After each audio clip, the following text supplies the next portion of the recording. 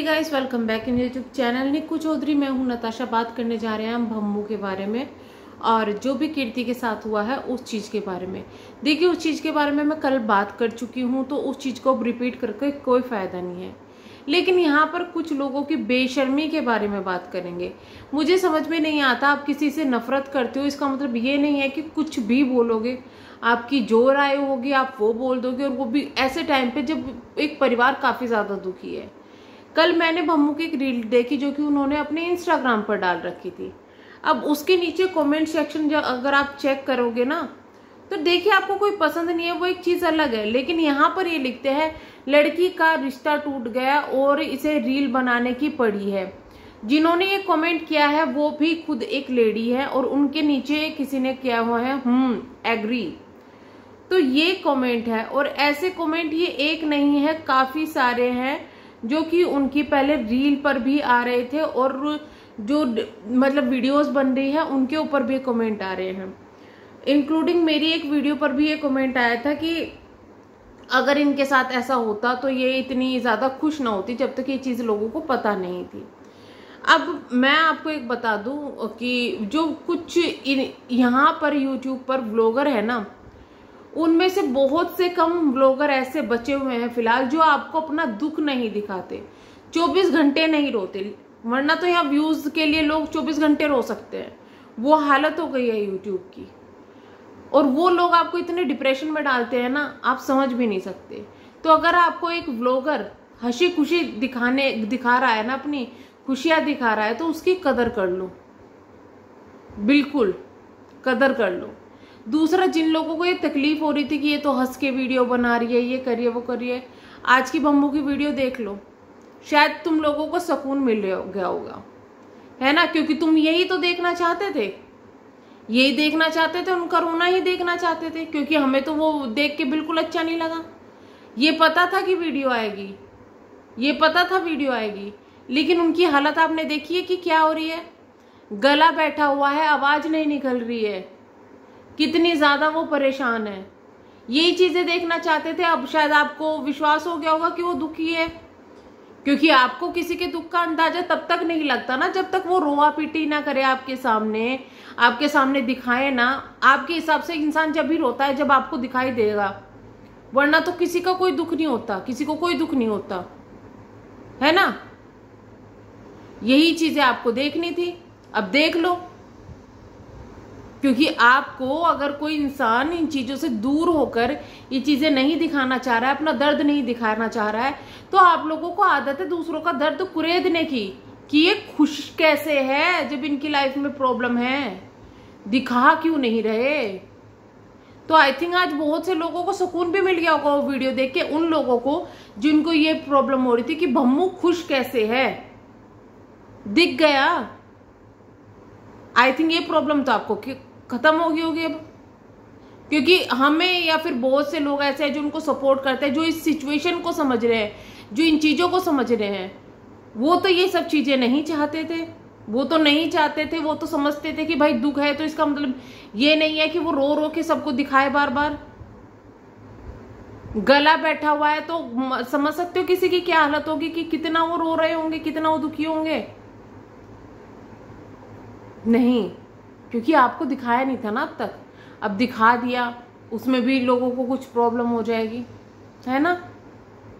तो I think अब ये उन लोगों के लिए जवाब है जो कि ये बोलते थे कि भाई दुख नहीं दिखा रही है, इन्हें कोई दुख नहीं है, क्योंकि शायद आप लोग इतने ज्यादा क्लोज हो गए हो, उनके माँ बाप से ज्यादा क्लोज हो गए हो किसी के, कि आपको उनका दुख दिख गया लेकिन माँ बाप को नहीं दिखा। वाह, अगर यही चीजें आपकी फैमिली पर आए तो आपकी फैमिली, आपके माँ बाप, आपके बच्चे, आपको अपने बच्चों का भी दुख दिखता है, सबका दिखता है।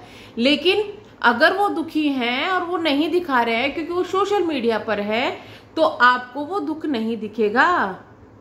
और अगर वो दुख इस चीज को दिखाना शुरू कर दे ना, वो रोज इन चीजों को दिखाना शुरू कर दे, एक्चुअल में उनकी लाइफ में जो हो रहा है वो चीजें दिखाना शुरू कर दे ना, तो आप लोग कहेंगे अरे नौटंकी कर रहे हैं, अरे इनका तो यही काम रह गया, अरे इन्होंने तो परेशान कर दिया।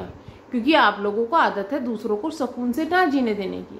लेकिन आप समझते नहीं है कि आपके कमेंट्स का किसी पर क्या फर्क पड़ता है।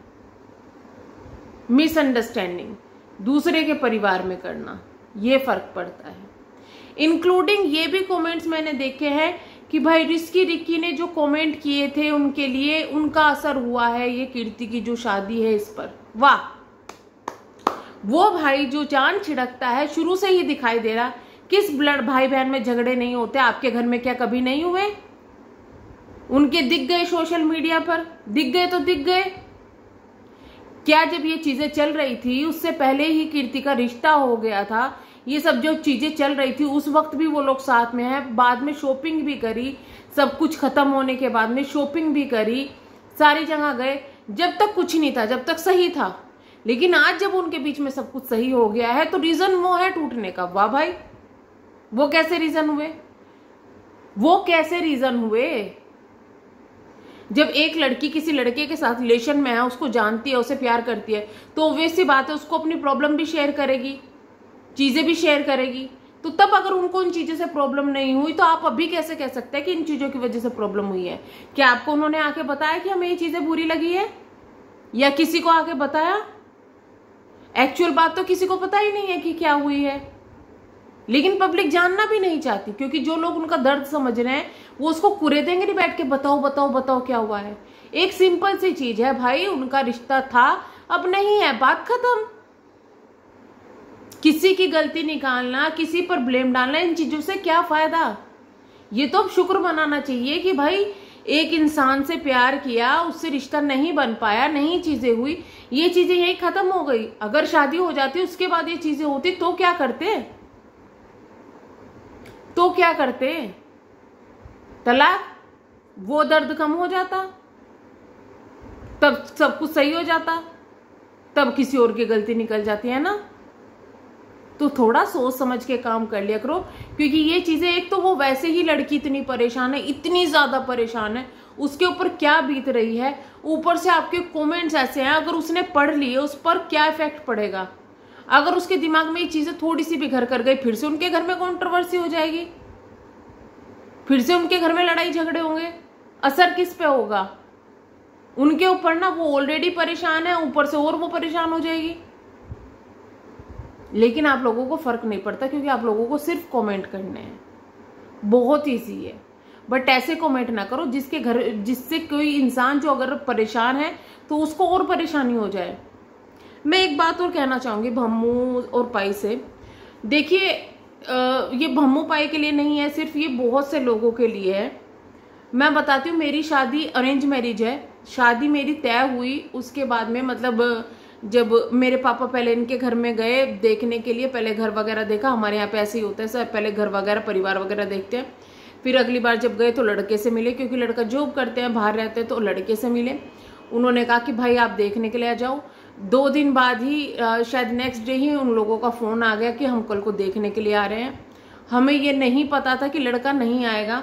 मैंने शादी के लिए उस वक्त अपने पापा को मना कर दिया था, क्योंकि मुझे ये पता चल गया था कि लड़के के माँ बाप नहीं है। मैं नहीं करना चाहती थी ऐसी जगह शादी जहाँ माँ बाप नहीं है। क्योंकि एक चीज हमेशा याद रखना कि कोई आपकी जो सास ससुर होंगे ना, वो आप पे 1000 एलिगेशन लगा देंगे, कुछ भी कह देंगे, लेकिन वो कभी ये चीज बर्दाश्त नहीं करते कि कोई दूसरा उनकी बहू को या उनकी बेटी को कुछ बोल रहा है। तो वही लोग प्रोटेक्ट करते हैं। वो लोग ऐसे होते हैं जो आपको, माँ बाप आपको जिंदगी भर प्रोटेक्ट करते हैं। क्या बोल रही हूँ, प्रोटेक्ट करते हैं।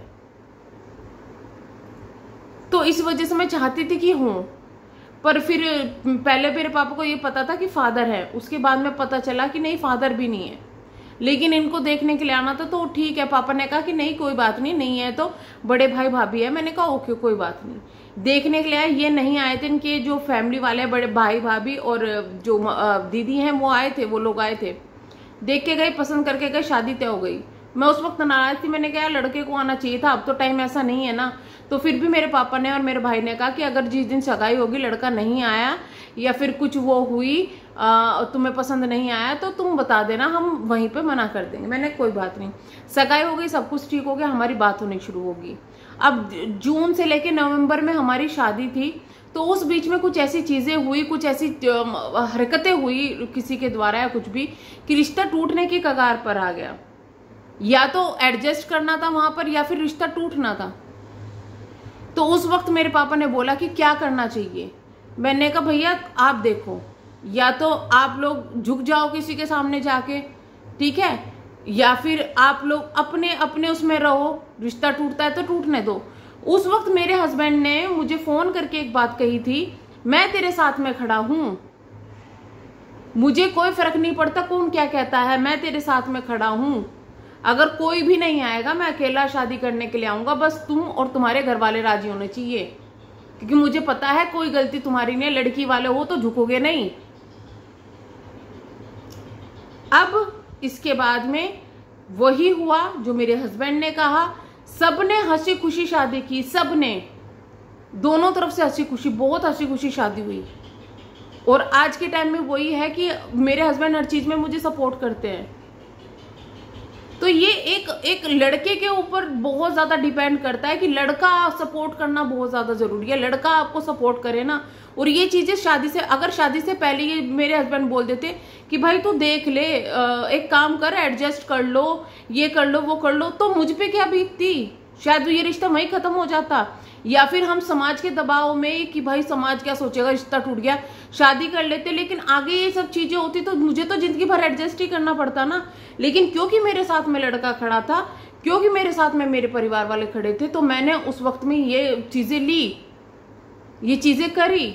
और वो डिसीजन आज के टाइम में मेरे लिए बहुत अच्छा है कि मैं खुश हूं बहुत अपनी लाइफ में। तो मत नेगेटिव सोचो, जो चीजें हुई है वो अच्छे के लिए हुई है, आगे बहुत अच्छा होगा, बहुत बेस्ट मिलेगा। तो चलिए हम करते हैं वीडियो को एंड, और प्लीज हेट मत फैलाइएगा। ऑलरेडी फैमिली बहुत ज्यादा परेशान है, और परेशान करके कोई फायदा नहीं है, किसी के घर में क्यों आग लगाना इस तरीके के कमेंट्स करके। मिलते हैं नेक्स्ट वीडियो में, तब तक के लिए bye bye, thank you so much.